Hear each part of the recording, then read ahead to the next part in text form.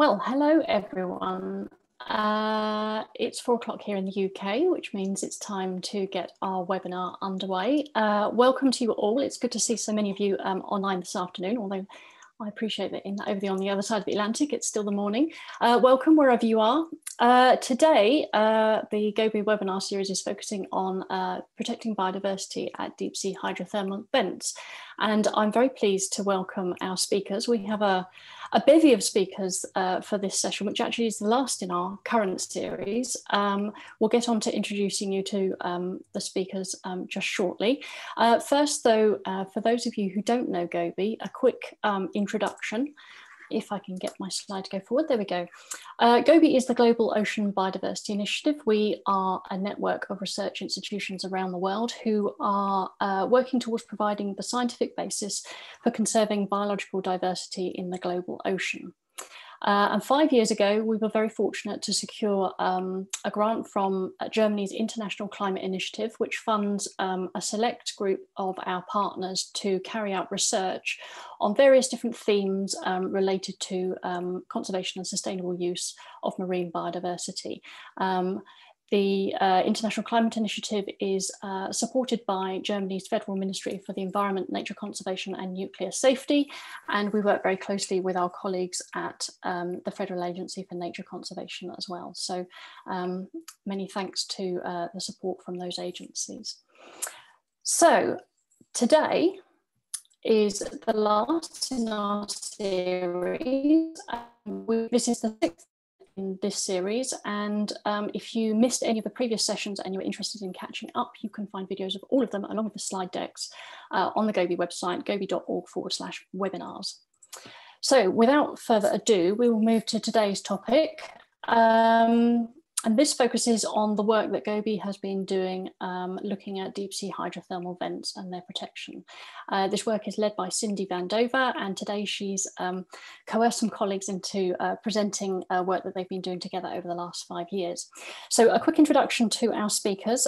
Cindy Van Dover, who I'm sure many of you know, is based at Duke University. She's a deep sea scientist whose current interests focus on seascape ecology of chemosynthetic ecosystems and sound environmental management of the emergent deep sea mining industry.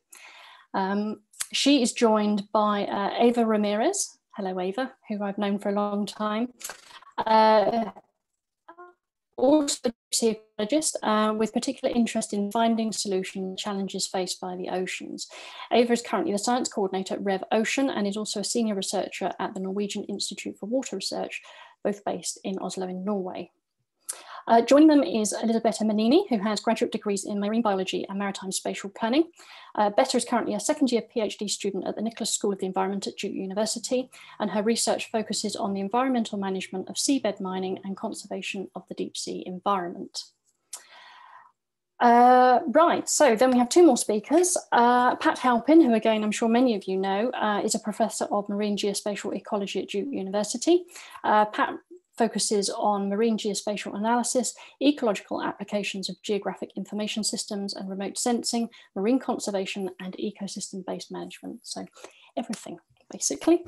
And finally, we have John Yearsley, who's joining us from University College Dublin, where he is an ecological modeller and leads a research group focusing on models of dispersal and connectivity in both terrestrial and marine systems, and on the resilience of ecosystem function and the role of biodiversity in resilience.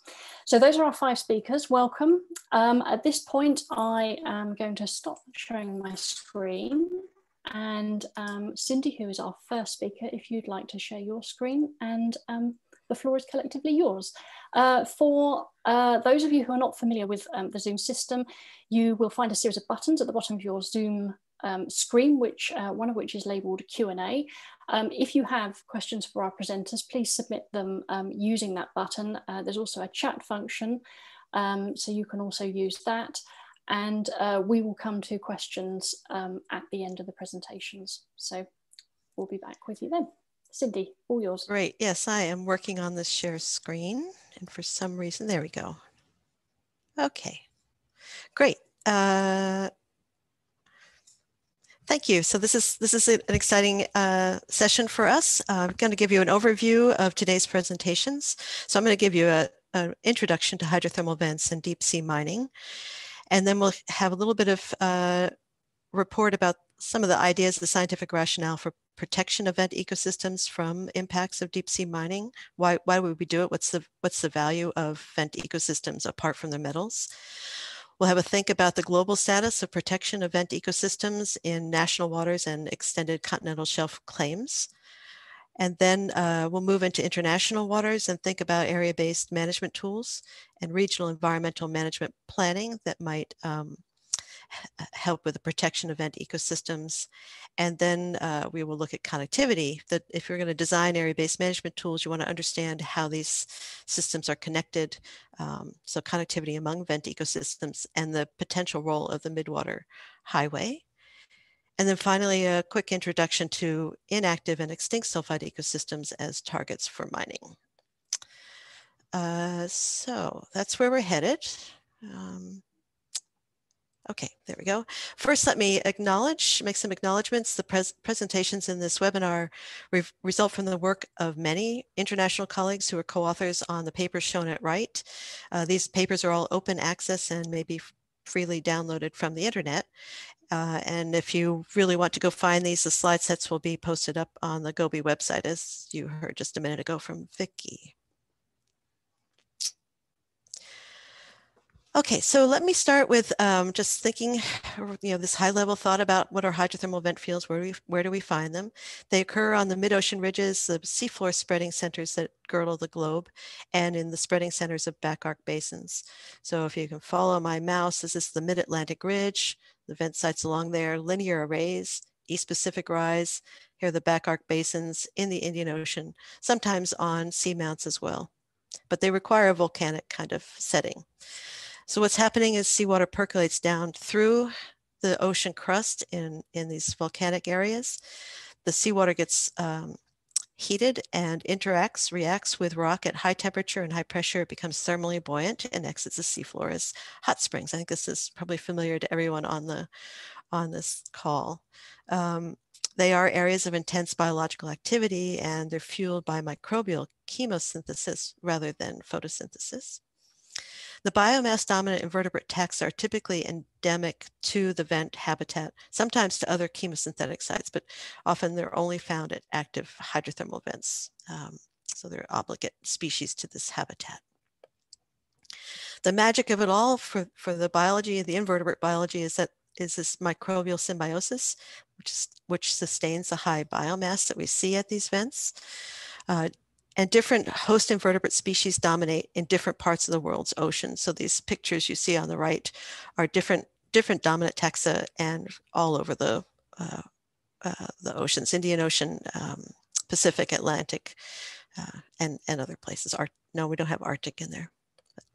So these symbiotic associations of microbes and invertebrates, they thrive at this interface between sulfide-rich or sometimes methane-rich vent fluids and oxygen-rich seawater.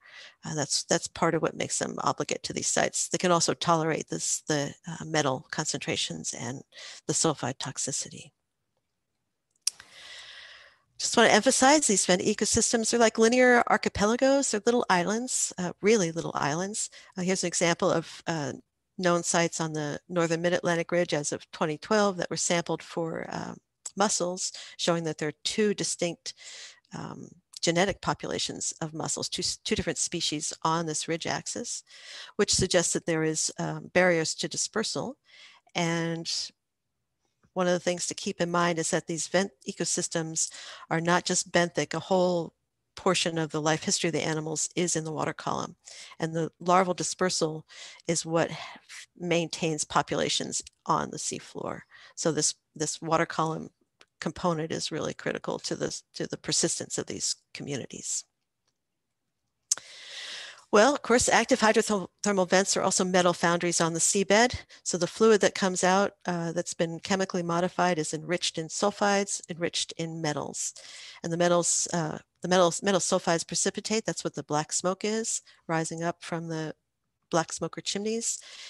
And the metals also precipitate as metal sulfides and as a rock on the seafloor.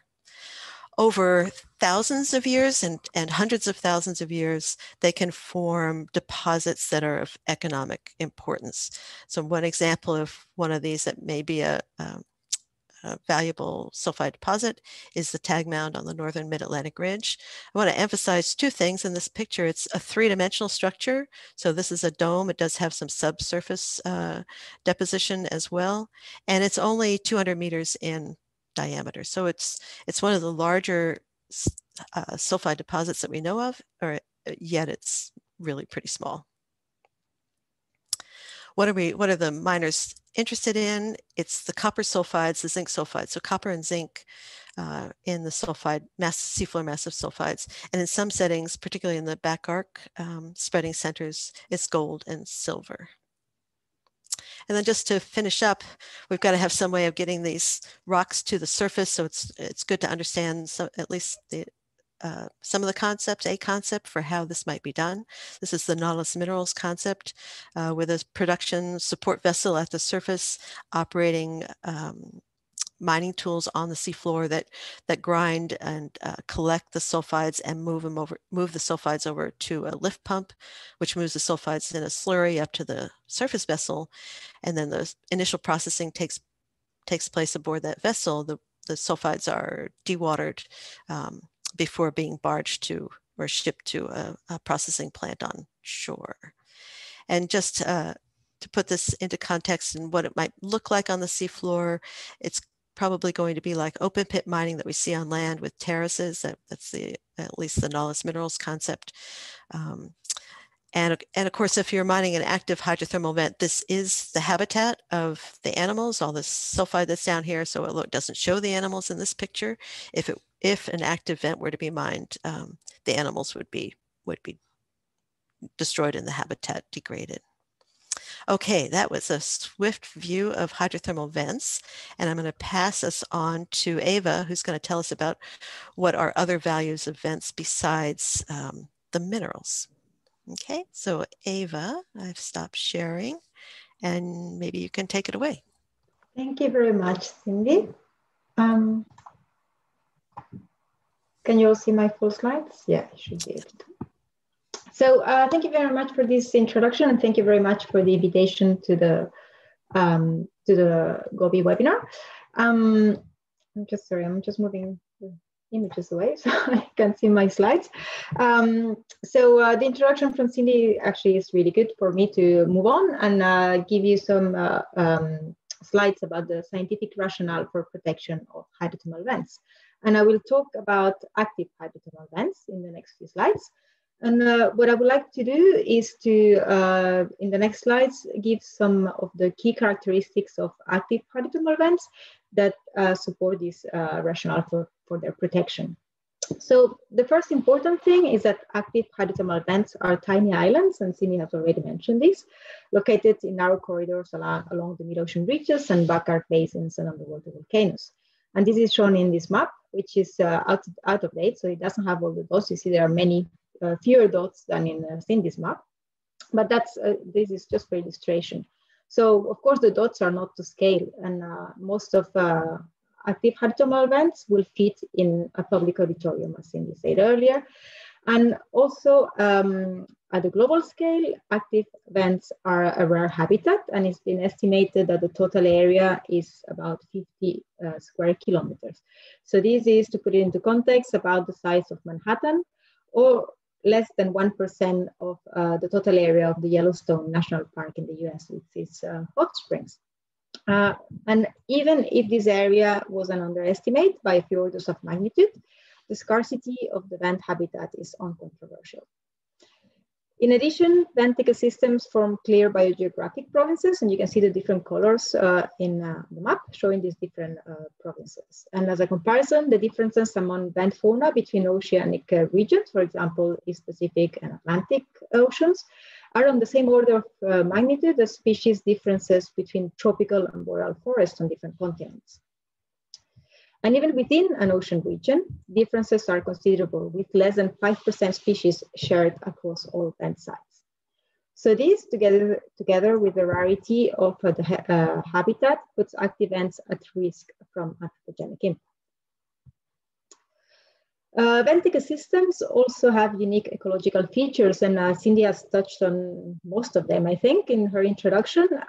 They are oases of vibrant and exotic life dependent on microbes via chemosynthesis. This chemosynthesis supports a high primary productivity, and communities are dominated by species that can live nowhere else. So there's a high species endemism. Cindy also, I think, also mentioned the symbionts. So there's an intimate relationship between microorganisms and invertebrates. And because of all these unique characteristics, in addition to the rarity of the vent habitat, active hydrothermal vents have been included in a list of vulnerable marine ecosystem by a resolution of the United Nations General Assembly, where member states are required to protect those active vents from fishing practices. So they are protected from fishing, but not from mining yet. Active vent ecosystems are also valued for their genetic diversity and the potential for discovery of marine genetic resources. Bioprospecting can be done as a non-harvest approach, and if it's done as such, then it is environmentally friendly. And there are already several examples of marine genetic resources derived from vent discoveries. And I'm just showing here some, I don't know, just run through those.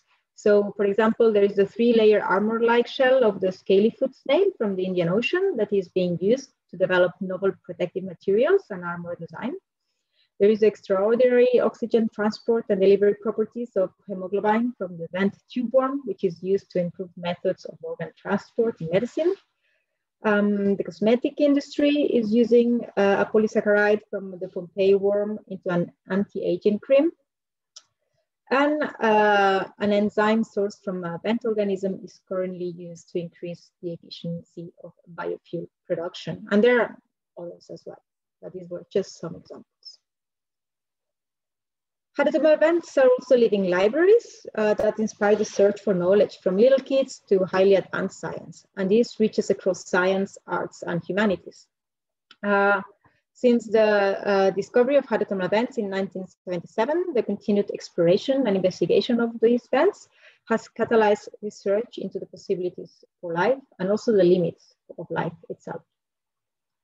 And because of their uniqueness, hydrothermal vents support segments of society that generate important non-extractive revenues. And I have here 2 examples, the IMAX film Volcanoes of the Deep Sea, or the BBC Blue Planet series that have featured hydrothermal vents. Finally, it is important to note that the seafloor massive sulfides will provide a limited mineral opportunity.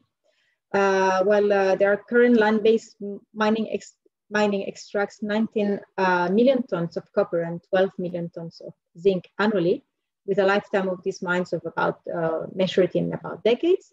It has been estimated that there are 600 million tons of sulfides globally, and these will contain about 30 million tons of copper and zinc, including both active and inactive vents. The value of these ores has been estimated at about $1 billion annually for each mining operation. But at the same time, the market for enzyme products from all marine genetic resources is valued at more than $50 billion per year. So the development of biotechnological products from active vents, as we saw in the previous slide, may compete against the value of seabed minerals. And this is particularly important in the long-term development of such industries. And they will provide a sustainable alternative for the use of vent ecosystems. So this has been a very short presentation with some key aspects of why we should protect hydrothermal vents, active hydrothermal vents. And to conclude, I will like to say that the protection of active vent ecosystems from mining impacts will set aside only a small fraction of the seabed and its mineral resources. It will contribute to international obligations for marine conservation, and it will have a non-extractive benefits at the same time that it will be a precautionary approach. So with this, I would like to introduce the next talk, which is by Elisabetta Menini from Duke University, who is going to present the global status of protection for active vent ecosystems. So over to you, Elisabeth. Elisabetta, I'm going to stop sharing. Thank you very much. There you go. Thank you for giving me the floor. I hope you can see my screen now. So I'm going to talk about where are the protected hydrothermal vents currently. And I would like to start showing you this image from Endeavour hydrothermal vents in the Pacific Ocean in front of Canada that is found in the Endeavour hydrothermal vents MPA, which was the first MPA dedicated especially for deep sea hydrothermal vents. Beside these MPA, there are other 20 area-based management tools, ABMT, that here in this map are highlighted in dark blue, that are currently including deep sea hydrothermal vents, and they're managing them in a different way. 16 of these area-based management tools are in the exclusive economic zone, 1 in extended continental shelf, and 3 are in the ICs. Within these 20, 13 are providing full protection to the marine environment, therefore from surface to bottom. And they are natural reserve, national monuments, as well as MPA and MPA network, such as the Mexican MPA network on the East Pacific Rise, or the Azores Marine Park in the Atlantic Ocean. The others are more focused on fisheries regulation and are area-based management tools that are dedicated and they ban bottom troping fisheries, and they protect the entire bottom benthic environment, including hydrothermal vents. Within this typology, the 3 vulnerable marine ecosystem closure that are managed by the regional fisheries organization in the high seas are present are located in the South Atlantic Ocean, in the Mediterranean Sea, and in the Indian Ocean. Well, beside that, all of these hydrothermal vents included within these area-based management tools represent the 15% of the total hydrothermal vents currently known that are that we can find publicly available in the data set of InterReach. So these 15% of deep sea hydrothermal vents can be included physically, probably in a soccer field or a football field, depending from where you're from. And in this graph, it shows which states are currently protect them and which states are actually, they have hydrothermal vents in their national waters. In the with the light color are highlighted all the states that are 35 that include hydrothermal vents within their national colors. The national waters, while with the red that is similar to the tube worm red in the deep sea hydrothermal vents, they highlight the managed deep sea hydrothermal vents within national waters in 11 different countries. I would like to show you, highlight Canada and Portugal, which are doing a great job, especially Canada, that is currently protecting and managing all the hydrothermal vents in their exclusive economic zone. And Portugal, even if here is not included, is also managing and actually protecting hydrothermal vents, the rainbow hydrothermal vents in the high seas. Beside the numbers, in this work that is currently ongoing, we found that there are at least 1 hydrothermal vents representative of 9 of the 11 bioprovinces identified by Rogers et al. In 2012. Considering that the global biogeographical provinces of hydrothermal vents are not updated since then, it is highly probable that there will be more than that. And in any case, even within 1 bioprovince, as Dr. Ramirez highlighted before in her talk, the diversity is very high. And it is because the hydrothermal vents are considered unique and extremely rare. And we have so little data, so the current knowledge on hydrothermal vents is characterized by data uncertainty, especially in the area. My voice is added to the many of others experts that says that hydrothermal vents, active hydrothermal vents, should be protected everywhere. So with this, I conclude my talk, which was very brief, and I will give the floor to Dr. Pat Halping of the Marine Geospatial Ecology Lab, that is going to talk about area-based management tools and regional environmental management plans in the area.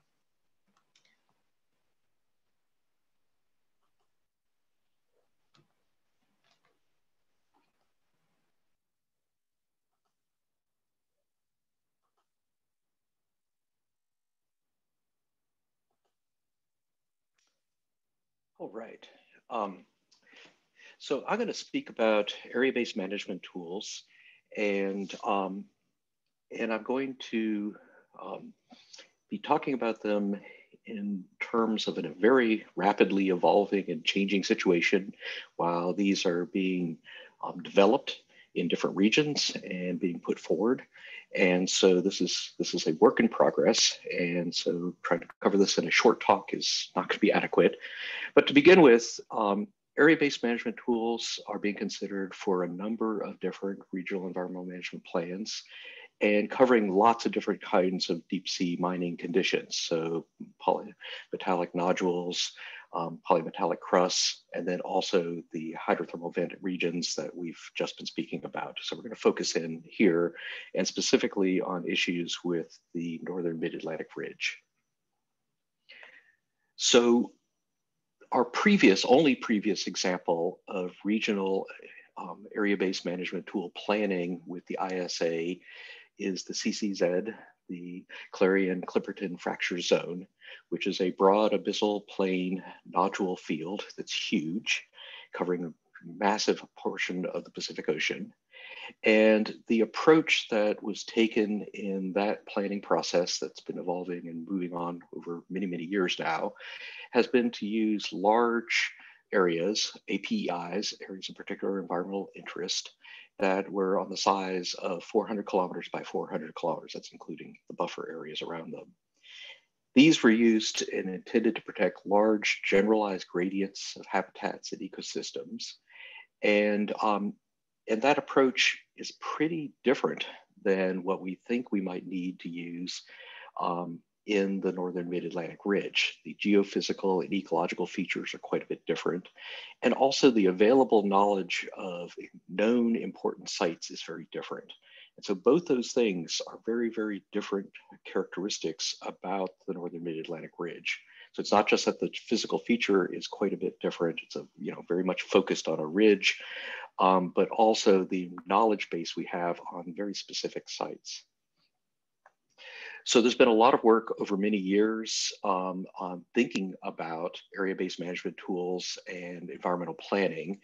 And so this is something that's been going on for quite a while, and a lot of GOBI partners and representatives and many other colleagues and probably many people that are on this video right now have been involved in these processes.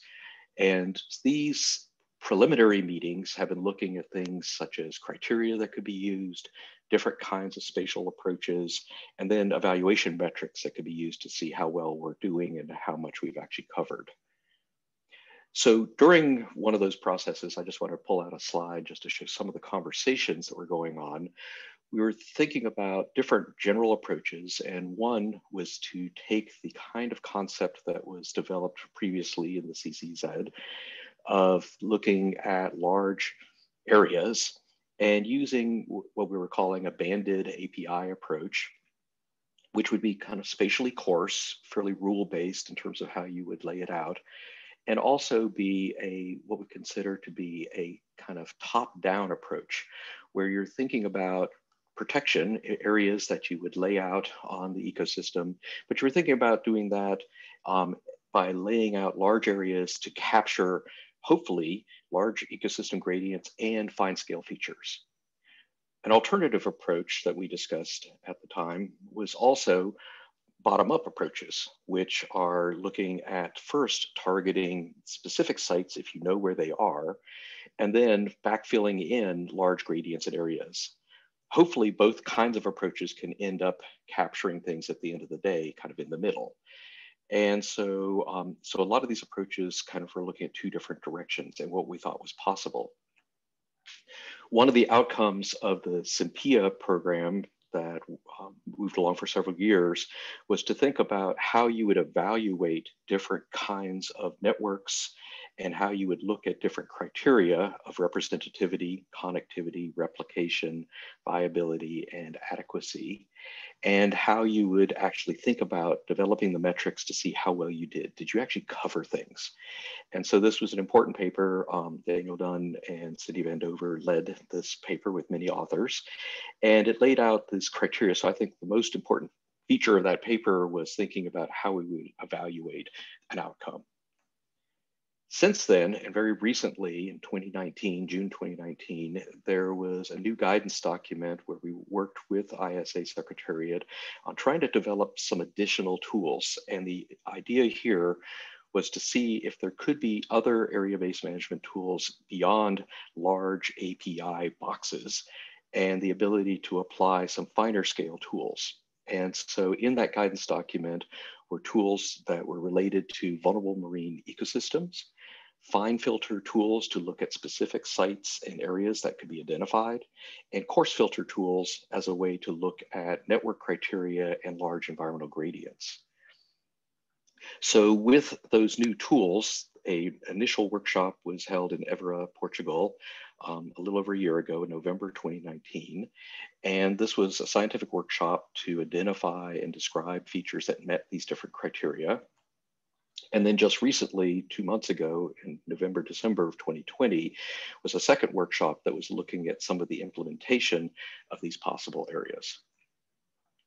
In this, we looked at applying a matrix of area-based management tool approaches.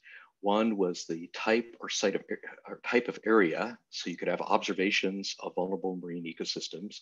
You could have descriptions of specific important areas, or you could have selections of representative features.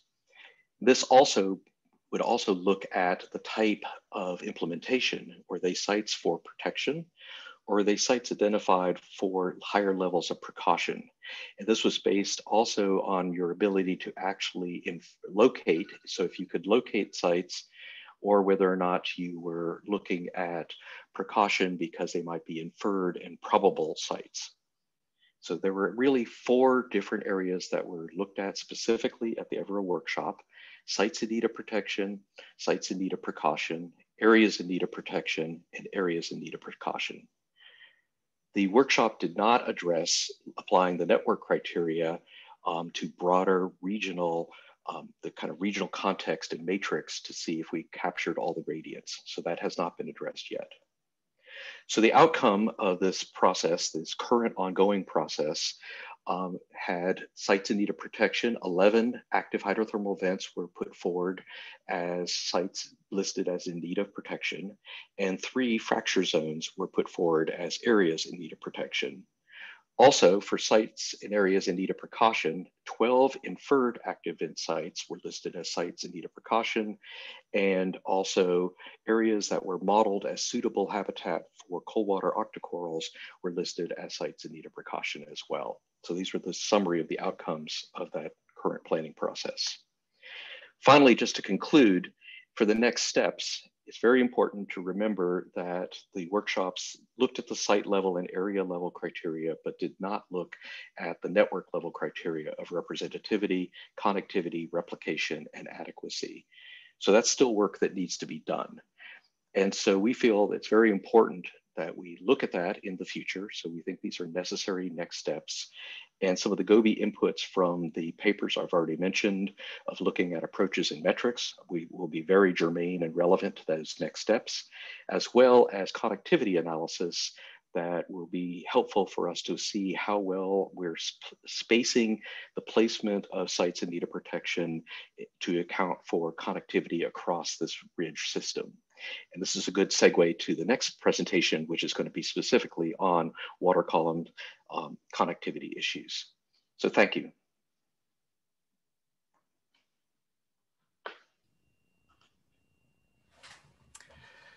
Thank you, Pat. Thanks for inviting me to give this talk. I'm just going to share my screen.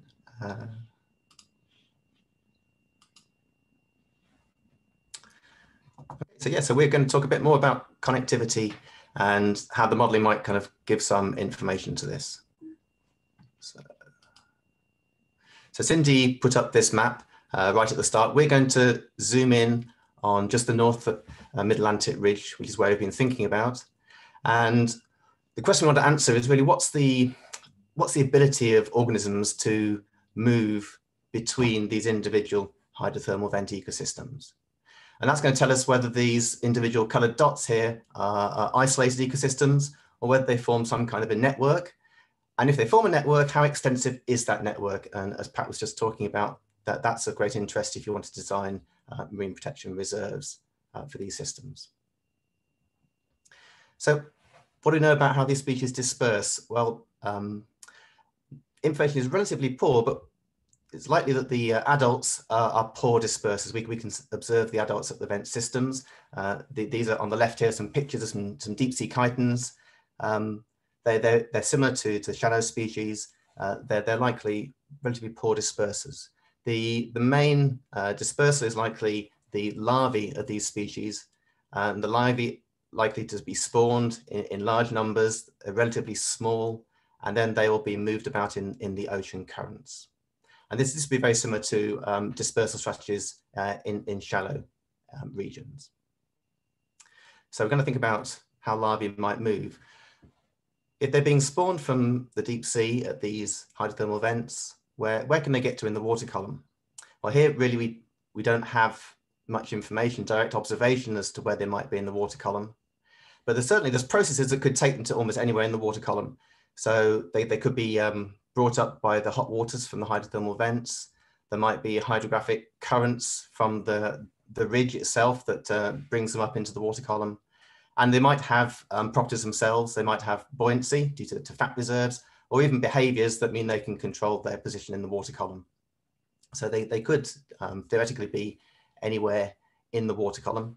And we're going to focus on mid-waters, so kind of 800 meters to 2,000 meters of depth, and look at the potential for connectivity in traveling in currents at those kinds of depths. So we need to know something about the ocean currents at those depths if we're going to say anything about connectivity from larval dispersal. So what information do we have? Well, again, it's relatively limited. If you want to look at deep ocean currents across ocean regions, there's two maybe information sources. The first one are these probes. I've drawn a little diagram here. They're Argo probes that have been floating in the oceans for the last 15 years. There's about 4,000 of them. And they dive down to about 1,000 meters, and then they drift for 10 days, and then they reascend. And we can, from the displacements of the probes over 10 days, we can estimate the currents that have been moving them at 1,000 meters.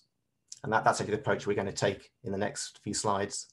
More recently, there's been some three-dimensional numerical ocean modeling, like the Viking 20X for the North Atlantic system, that gives full three-dimensional hydrological data. So that's something that's very exciting going forwards and gives much more detail than you can get from the Argo probes.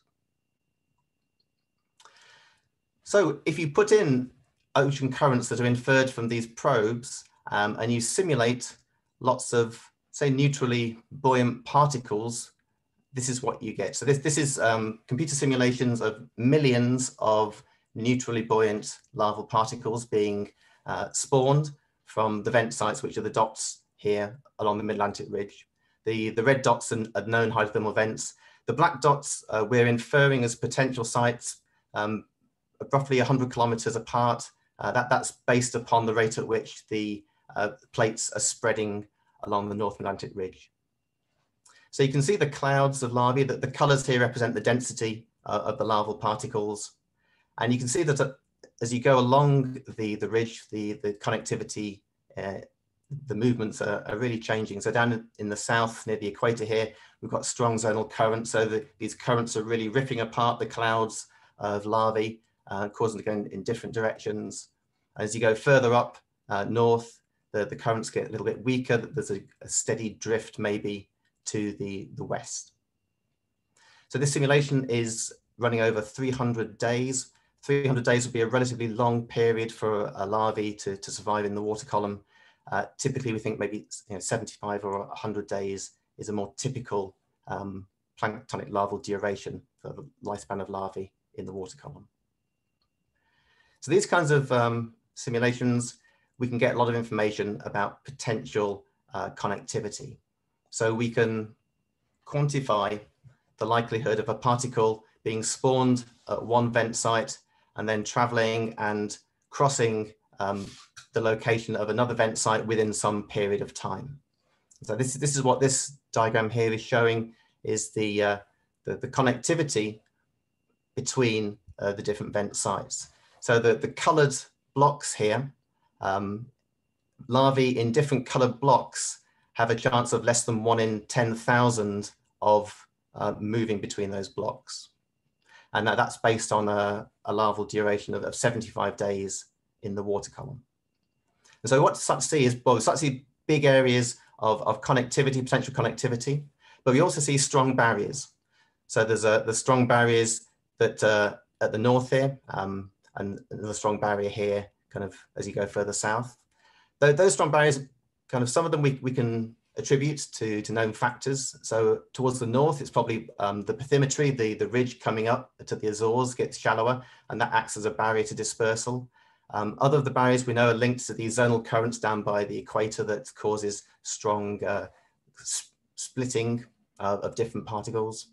And then there's other kind of features we can bring in genetic information that there were known hybrid zones at around 31 degrees north here that we can compare with our larval distributions. So there's a huge amount of information that we got out of these kinds of larval particle simulations. I think the challenge now going future is how you include these in some of the management plans that Pat was talking about, and developing upon using these Argo probes to make use of now the 3D hydrographic information that we've got to have more depth resolved simulations going forward. So I'm going to hand back to Cindy, who's going to wrap up talking about inactive and extinct sulfide ecosystems. Thank you, John. Let me see if I can get myself organized. This has been wonderful to hear everybody talk. Thank you so much. This is great. All right, so I'm going to close with just a little bit about hydrothermally inactive and extinct sulfide ecosystems as targets for mining. And just to remind you, if these hydrothermal systems go through a cycle. So at some point, there's initiation of hydrothermal activity and a black smoker forms, or maybe it's low temperature flow, and the hydrothermal vent communities become established. And this can happen fairly rapidly, as we've seen on the East Pacific rise. Other places, we really don't know how quickly, I mean, in this, let me say the time scale on a decadal time scale, say. But in other places, we don't really know what kind of time frame this is, but relatively quickly things get established relative to the whole hydrothermal cycle. The venting duration depends on the geological setting, and just to make it simple, for commercial deposits, it really does take thousands to hundreds of thousands of years to form the deposits. So they're fossil, basically fossil deposits, even if there's active venting. So then waning occurs. It can occur at a very local scale. So you can have an active chimney in one place and another chimney right next to it, a meter away, shuts down. But I'm thinking here we're thinking more about these large deposits and when you get waning of hydrothermal activity. This can be caused by earthquakes and shift in the subsurface plumbing. Volcanic eruptions could alter the plumbing of the system. Clogging and mineralization could cap one side and the fluid flows up somewhere else, or ultimately movement of tectonic plates away from the volcanically and tectonically active spreading center.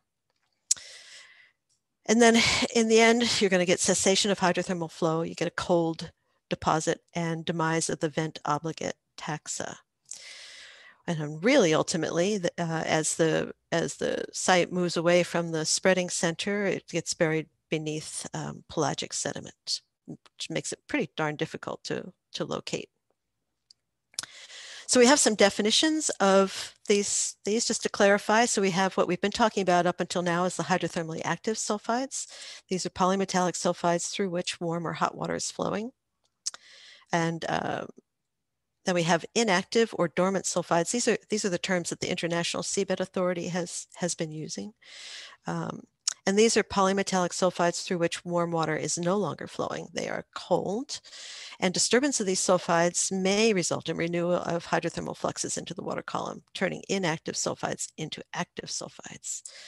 So that's part of why they're called dormant. And now we realize we really want to distinguish those inactive sulfides or dormant sulfides from truly extinct sulfides that will remain hydrothermally inactive even when disturbed.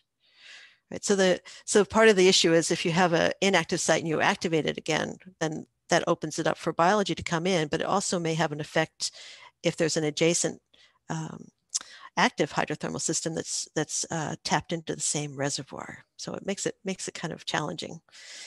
Okay, so the biota on hydrothermally inactive and extinct sulfides, they may be apparently absent. This is talking about the invertebrate populations, or they could be abundant. So you see in photos B and C in this plate, it's really hard to say that there's anybody there. And you say, well, sure, go ahead and mine it.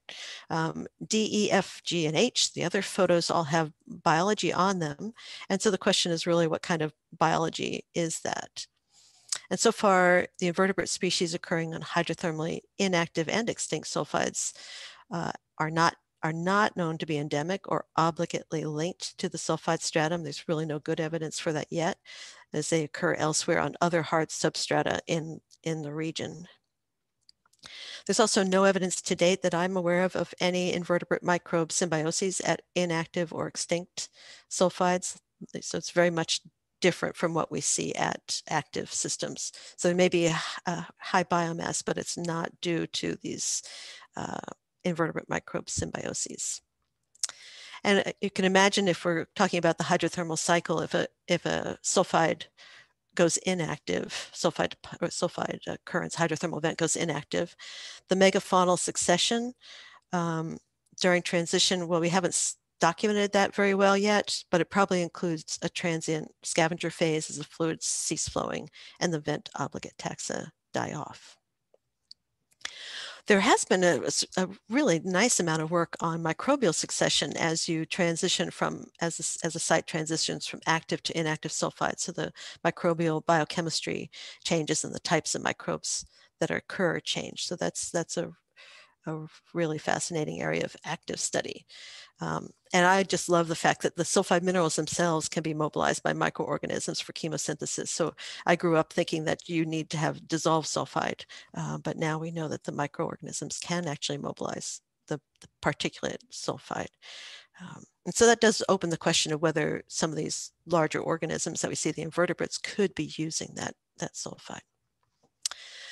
Well, the thing is, for a long time, those inactive and extinct sulfides just weren't very interesting to the deep sea scientists who were really keen to understand the active hydrothermal system. So historically, they've been poorly studied, but I think that's changing now, and a lot driven by the contractors and the scientists who are working with the mining contractors. So basic ecological studies are needed, including just basic studies of microbial and invertebrate community structure. Who's there? Are there any endemic taxa? Trophic interactions and the role, if any, of the microorganisms in supporting the invertebrate populations on the sulfides. How would, if these taxa are found elsewhere in the region, are they sources or sinks of propagules? How would local and regional biodiversity be impacted by mining, if at all, if you were to mine an inactive or an extinct site? And a particularly intriguing question is if an inactive sulfide deposit shares a subsurface reservoir with an active vent ecosystem, and you reactivate the inactive site, is it going to draw off fluids from the active site, and what's the impact going to be? And how could we ever know that that's going to happen without actually punching holes in the inactive sulfide deposit? So there's a lot to be known. It's a very fertile area for research. And I think I will leave it at that and give you all a chance to ask questions of the experts here. I hope you have lots of them. Thank you. Thank you, Cindy, and thank you to all our speakers. If you want to switch your cameras on and prepare yourself to be bombarded by questions. I've actually got one for Pat first, because I know Pat has to leave us fairly promptly. So if I may, I will start with that one. It's a question from David Johnson, and he wants to know, Pat, can the systematic spatially precise approach and the banded APEI spatially coarse approach be combined, or are they mutually exclusive? So I started to type a response back into the chat, but very briefly. My intent with this and the general idea here is that if you're taking this bottom-up approach, you're looking at specific sites where you can locate them first. But then after you've located them, now you have a pool of candidate areas. But there's interstitial areas in between that need to be evaluated for how they might be able to help with representativity, looking at adequacy. Do we collect up enough replicates of sites to look at connectivity? Is there missing spacing in between areas? So all of those, what we call network level criteria, come into play in that second phase. So the idea is exactly that they're two compatible approaches. It's just, where do you start? And if you start the process very specifically, you can locate those sites first, and then you can go on to that next step of saying, how do you actually try to resolve and meet these other criteria? One reason this was not the approach in the CCZ is there wasn't the very same specific level of information at known sites. There were not the equivalent of active hydrothermal vents scattered around in the nodule fields. So there wasn't things that were very well-known sites. So there it was probably more appropriate to look at broad features, broad seascape kinds of features. But when you do know where very, very critical sites are located, it makes good sense to be able to target those first, capture those, be able to identify them, and then move on. What we don't want to do is stop short and say, okay, we've identified these active vent sites and we're done, because it's nowhere near done. We've got this initial phase, and I think that's a good step, but there still needs to be this phase to go through and really look more broadly at the entire ecosystem from a broader context. Thanks, Pat. We've got a few questions coming on the Q&A, so we're going to go through those, but if anyone else in the audience has questions, now is your time to ask. We've got 15 minutes for questions, so ask now while you've got the opportunity. First one, Ava, I think is for you. Someone who's remaining anonymous said that, please could you repeat the numerical amount that biotechnology would be worth annually compared to deep sea mining? How many million was it? And also, do you know how this amount is or would be distributed between states involved in the ISA if the marine genetic resources are taken from the high seas? Sure. So I'm not an economist, and those are not my numbers, but this is what I got from the literature. So the numbers I gave were for all marine genetic resources, about $50 billion per year. And for the ores from massive sulfides, the estimated total amount of massive sulfides globally, about $1 billion per year per mining operation. And the second question about if the marine genetic resources from hydrothermal vents will be shared, the revenues from the marine genetic resources. So, well, probably most people know, but there is a process to develop an international legally binding instrument for the conservation and sustainable use of marine biological biodiversity in areas beyond national jurisdiction, which is commonly known as the BBNJ process for short. And this process includes considerations for the sharing of benefits from marine genetic resources. So this is for areas beyond national jurisdiction, but there are several sections of beaches that are within national jurisdiction, and then it's the nation, the authorities of that nation that will decide what to do. And I'm living in Norway, and most of the reach from Jan Mayen to Svalbard is within national jurisdiction in Norway, and there's a very strong push now to go explore for minerals in this section of the region. All that is within national jurisdiction. I hope that answers the question. Thank you, Eva. Next question on my list is a quick one for Bette. Just a quick clarification. You showed a slide with a map. Actually, I can't recall whether it was the map or the graphs, but Julie Huber asks, for the United States, are all of the managed vents in the Marianas Marine National Monument? Yes, thank you for the question. So mostly yes. However, there is also the National Monument of the American Samoa that has one hydrothermal vents within their limits.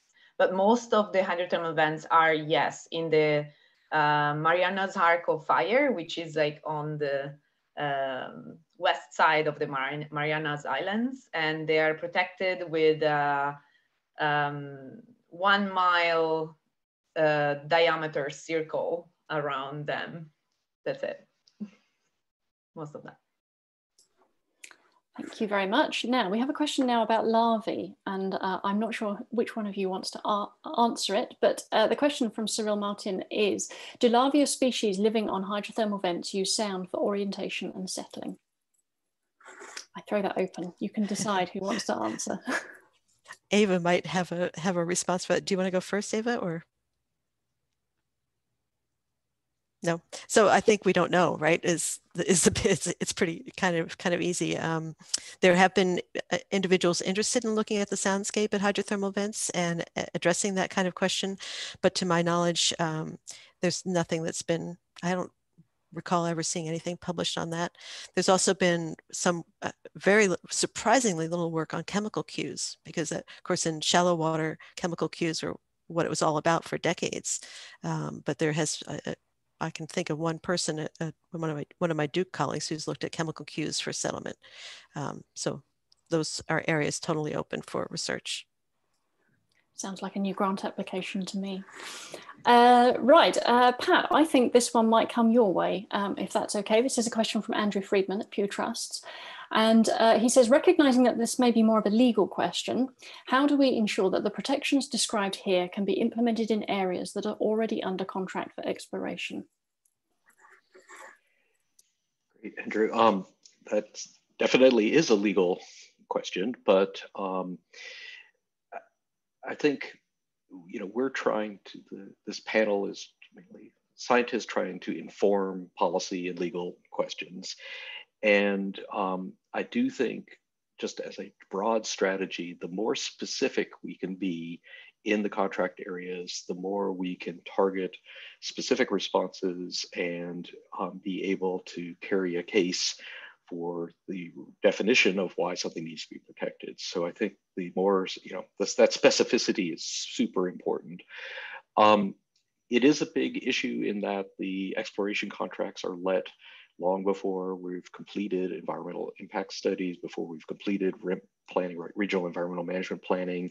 And so it does create a awkward framework, because contracts are already let, there's significant resources are being expended on exploration in those areas.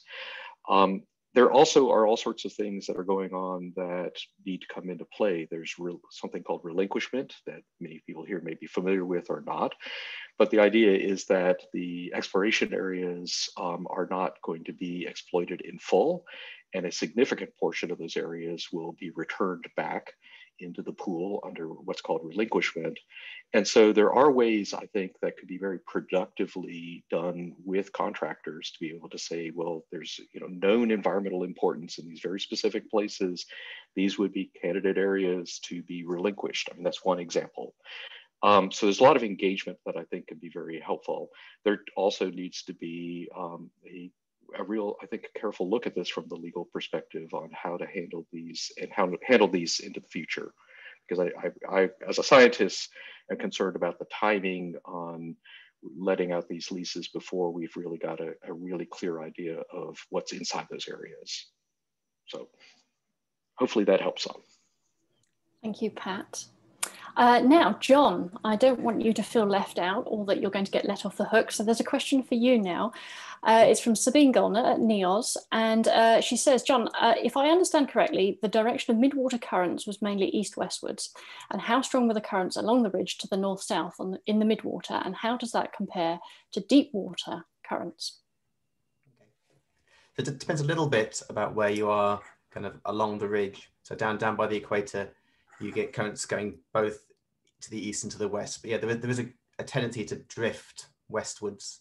The midwater currents, the median strength is about 4 kilometers a day, but there's a long tail. So you get some areas where they're much stronger than that, but the median value is about 4 kilometers a day. Yeah, so if you go down deeper, the bathymetry can have an effect, start to have an effect, and you can get locally very strong currents that can start appearing. So that could be like a order of magnitude greater, but maybe more driven by the local bathymetry. That's a lot more complicated to work out what the hydrography might be down at depths, but they can be a lot stronger. Thanks, John. Betta, your turn, I'm afraid. And thank you to those sending in your questions of helping me understand where to direct them, because quite often we throw questions out there and then everyone either hides behind their desk or scrambles to unmute themselves. Right, Betta, someone has asked, how is data sharing from advances in either protection or mining within EEZs being shared into or informing the process in the area beyond national jurisdiction? So, well, within national jurisdiction, there are like public available information, such as the one that I mentioned for the hydrothermal vents that is the interreach data set in terms of protection. Protected, like usually there is also the MPA Atlas that highlights all the protected areas both in national jurisdiction and outside the national jurisdiction. Then for mining, I'm not sure what is the question again, because I'm not sure what is asking about data sharing for mining. I think it's in national jurisdiction, within national jurisdiction, the states that if they decide to proceed with mining activities, they own their own data. So I don't know if there is any public available data set or any information that is public. Maybe they are published on journals or on scientific journals. In terms of outside of national jurisdiction, so in the area, the information for mining are of different type, and the International Seabed Authority is the one that manages those information, as far as I know. I hope I answered the question. Thanks, Betta. While you're there, don't mute yourself again, because I think the next question is coming your way as well. And I should say Pat has to leave us now. So Pat, thank you very much. And really enjoyed your presentation, and I'm sure you and I will see each other again soon, but thanks for being on the session. Sorry, today. I have to drop off for another webinar. So thanks, Pat. Thank you so much. Okay, take care. Okay, better, sorry. Eric Molinar has asked, should NEAFC not be included in the list of RFMOs that protect vents against bottom fishing? So I'm not aware if the NEAFC has any area-based management tool in place that protects VMEs right now. Probably some VMEs, I don't know if they have vents within those VMEs closure. The one that I mentioned are the South Atlantic Fisheries Organization, not the North Atlantic. And there is an Indian Ocean Fisheries Organization, and in the Mediterranean Sea, the General Fisheries Commission of the Mediterranean. I'm not aware about the NEAFC, sorry. Okay, no worries. Right, Cindy, your turn. Right, question from Catherine. Is it reasonable to expect that there are any dormant or inactive vents that can be mined safely without impacts on species on those vents or nearby active vents? And if so, where would these be? I have no idea if there are, nor where they would be. I think the case of the inactive sites is I saw at one point John Jameson was on. He's like, in my mind, the expert on these inactive sites and their connection, subsurface connection with active sites. There have been in the literature examples where the ocean drilling program has drilled into an inactive site and it has become active, but I don't know that anybody has looked to see what the impact of that reactivation has been on anything nearby. I think it's a question I don't have a good answer to. I think it's if it's not going to impact the active vents in a negative way, then the question maybe is, is it bad for the environment to go ahead and mine an extinct site or an inactive site? And I think we need to wait till we understand more about the biology. The ones that look barren, I'm not sure I can come up with a good reason not to mine them, apart from the sediment plumes, or if there's a sediment overburden that gets moved around, then that's going to be a consequence and cause an impact that would need to be dealt with. But I'm not sure which way that's going to go. It seems as plausible as mining, maybe more plausible than mining manganese nodules in terms of a lesser environmental impact if it's an extinct site. But I have colleagues who would probably hang me for saying that. Well, that actually leads me on very nicely to the final question that we have on the Q&A panel, and probably the last one that we have time for, actually, so that all works out very nicely. It's a question from Eulogio Soto. Look at that, another one pings up, that's always the way. Eulogio's question is to you, Cindy. Can earthquakes change the activity state of vents, for example, from active vent to inactive vents after earthquakes? I'd be hard pressed to find the papers that I'm thinking of that talk about earthquakes. So I'm obviously not a geologist, but thinking about a setting like the East Pacific Rise, where there are a lot of micro earthquakes happening. When you have a volcanic eruption, you have earthquakes. So there's a lot of dynamic geology in that kind of setting. And the chimneys do go on and off. So you can have chimneys become inactive fairly quickly, whether that's because of an earthquake or because of clogging. I think we don't know. I think it seems a reasonable way to have one vent shut off and another one open up. Whether that's happening in the tectonic settings of the northern mid-Atlantic ridge, I don't think so. I just don't know. I don't know. Sorry. Well, it's always good to say that you don't know, because then that means that there's an excuse to go out and do more research, Absolutely. right? So thank you. Right, now this one really is our last question, and John, it's for you.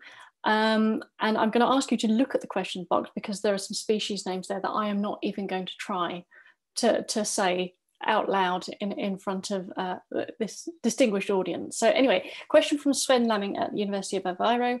Are there studies that have attempted to access the degrees of contemporary genetic connectivity in the northern mid-Atlantic ridge outside of the Bathymogeolis hybridization zone? She said, carefully skipping over the species names, that might be used to validate predicted dispersion.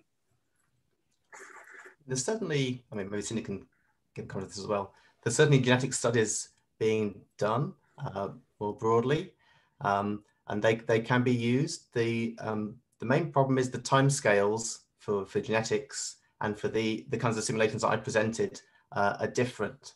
So the kinds of connectivity that you're talking about with genetics is across generations, whereas we're talking about breeding cycle times. So there's a possibility to use genetics to validate the kinds of simulations that I've done, but it's not straightforward, and still people are thinking about the best way of doing that, I think. Cindy, do you have anything to add to that? No, I think that's just right. The genetic resolution right now isn't high enough to maybe to sort those out. Yeah. Okay, well, thank you, everyone.